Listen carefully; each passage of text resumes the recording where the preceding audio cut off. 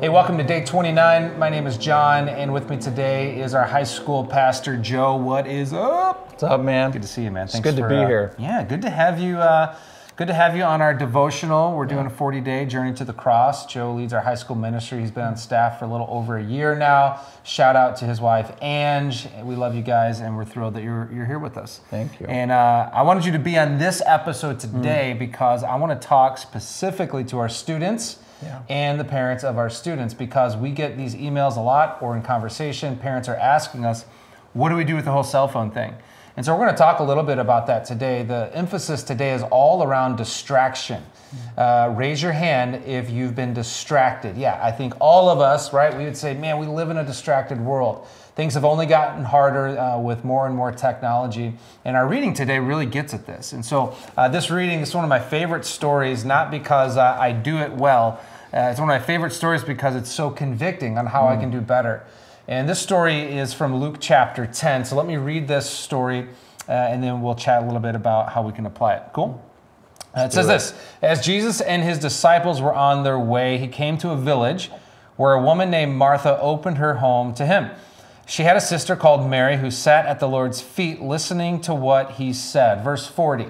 If you have a highlighter handy or a pen, get it out, because you need to underline or highlight this next verse. Verse 40. But Martha was distracted. But Martha was distracted. But Martha was distracted by all the preparations that had to be made. She came to him and said, or asked, Lord, don't you care that my sister has left me to do the work by myself? Tell her to help me. Martha, Martha, the Lord answered. I can just imagine what his face looked like in this moment, full of kindness, full of love for her, certainly. He said this: you are worried and upset about many things, but few things are needed, or indeed only one. Mary has chosen what is better, and it will not be taken away from her. You and I, we live in a very distracted world. The question that I want to bring to you today is this: are you distracted like Martha or present like Mary? What would it look like for you and I to live as Mary in a Martha world, is another way to ask it. Because time and time again, so many of us would say, man, we struggle with this.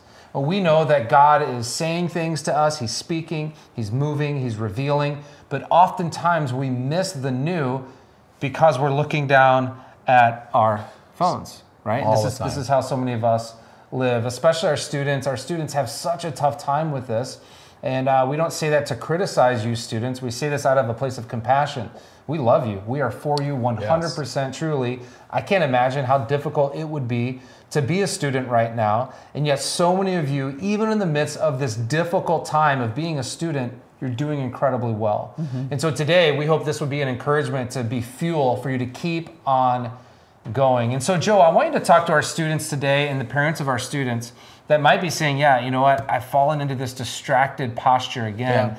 Here is Jesus inviting me to sit with him through his word, through his people all the time. Yet I'm running around. I'm distracted. I'm missing the king in the midst of all of this distraction. And so talk to our parents, talk to our students around 3 student pastor pro tips on how to live a less distracted life and a more present life, giving technology. And you have 3 things, right? No, no, and no? No, no, and no. Okay. Yeah.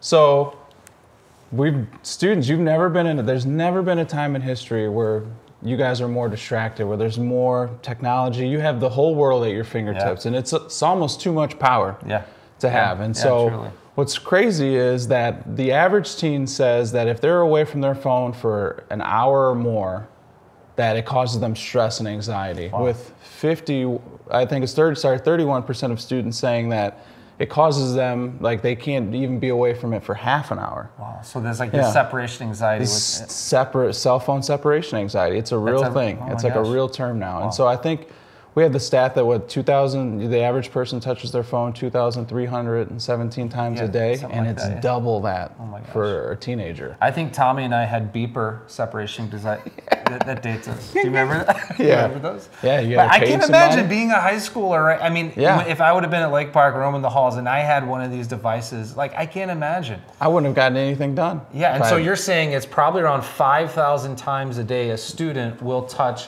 their phone. Yeah. Over 5,000 plus.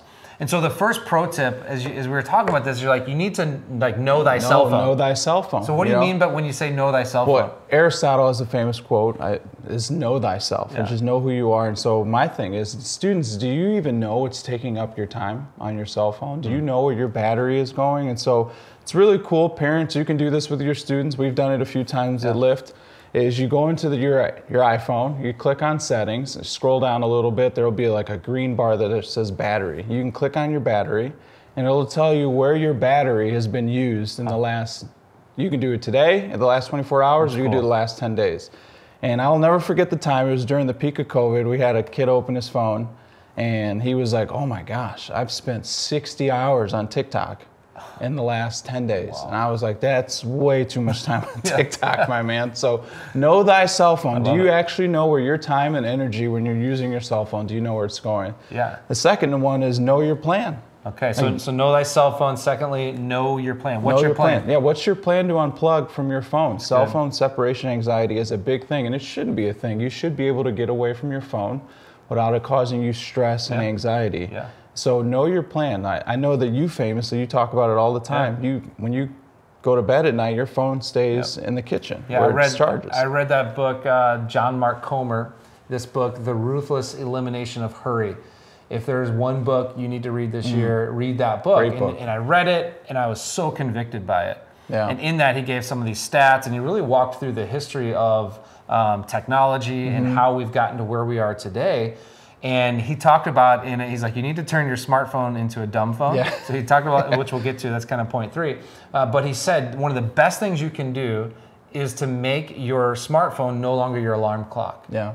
And the reason he said that is because the time that our mind is most vulnerable is the first thing in the morning and the last thing at night.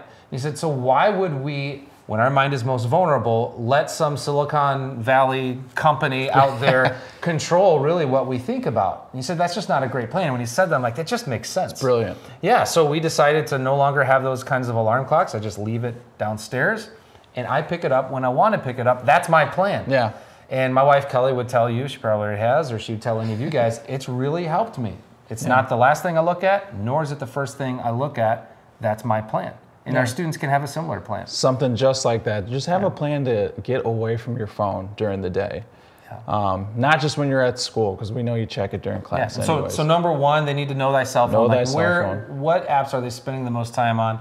Number 2, they need to know their plan. And number 3 is what? No notifications. There we go. So every time you download an app, the first thing it'll ask you about this app is, do you want us to send you notifications? And I regularly hit no, because I'm tired of my phone telling me what to do. Yes. I'll tell you when I'm going to use the phone. You know, you don't tell me as the phone owner. So that's just a great way to parent your phone, is to turn your notifications off, because phantom buzzing is a real thing. I think we've all experienced it. Did my phone go off? Did my watch go off? Something like that, and it never did. So it's just a good way to get away from the distractions, is just to not have all these notifications piling up. And then you feel like you have to scroll through them, check every single one of them, so you're not missing anything. You're not missing anything. You can catch up whenever you get a chance. I love it. Yeah. I know one of our favorite verses in the Bible is in the Old Testament book of Isaiah, where God says, behold, I am doing something new. Yeah. Something new. And we've said as a staff, like, we actually believe that God is doing something new. So just think about it today. Like, God is doing something new. He's doing something new in your school. He's doing something new in your family. He's doing something new in your relationships. God is doing something new in your heart. The reality is, He is doing something new. The question is, are we going to miss it? Because we live our life here. There is a better way. Jesus says she chose what was better.